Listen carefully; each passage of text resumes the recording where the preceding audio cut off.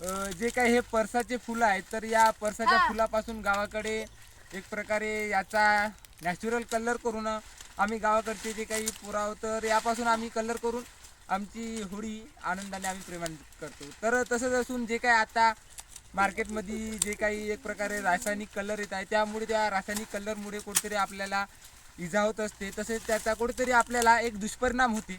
म्हणून आपण कुठेतरी निसर्गाच्या सानिध्यात राहता निसर्गाच्या ज्या काही आपल्याला दिलेल्या वस्तू म्हणा किंवा जे काही निसर्गाचं फूल म्हणा, त्यापासून आम्ही एक प्रकारे कलर बनवून आम्ही आम्ही आमची होळी आम्ही एक प्रकारे आनंदाने आम्ही आमची होळी इथं आम्ही एन्जॉय करत असतो. तर आमचा जो काही होळीचा सण आहे, तर आम्ही होळीच्या सणाच्या 2 दिवसा आधीपासूनच आम्ही याची तयारी करतो.